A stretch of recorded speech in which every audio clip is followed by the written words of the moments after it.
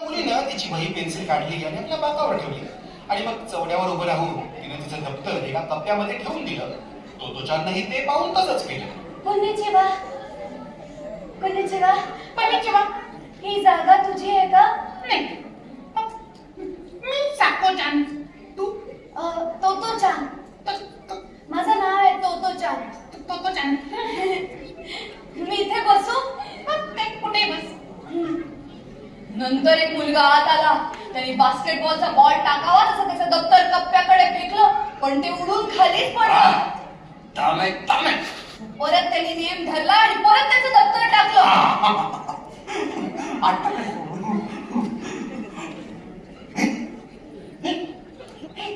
ही कोण आहे? कोण आहे तू? मी तोतोचान. तू कोण आहे? मी ओई. काय? ओई. उई.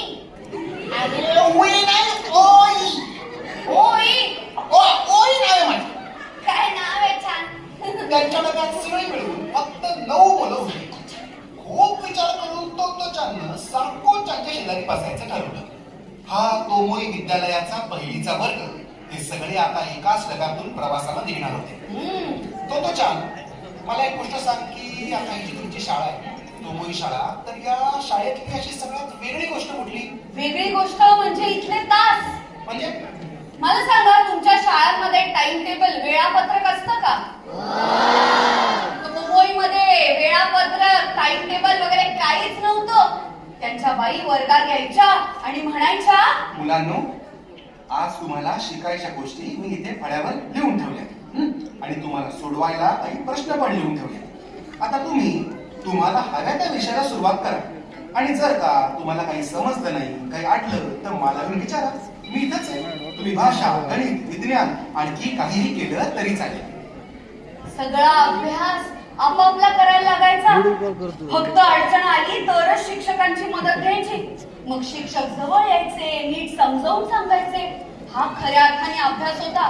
त्यामुळे विद्यार्थी नुसतंच असं बसून शिक्षकांचं ऐकतायत असं कधीच झालं नाही. तेवढ्यात एक मुलगा हा बाईंकडे निघाला. तो काहीतरी वेगळाच चालत होता. तू असा का चालतोस?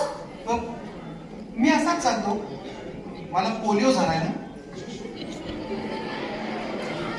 पोलिओ? हो, म्हणजे माझ्या पायालाच नाही, माझ्या हाताला पण झालाय. हे बघ ना. त्याची लांब सडक बोटं वाकडी तिकडे होती आणि एकमेकांना चिकटल्यासारखी वाटत होती. याला काय औषध नाहीये का? औषध? माझं नाव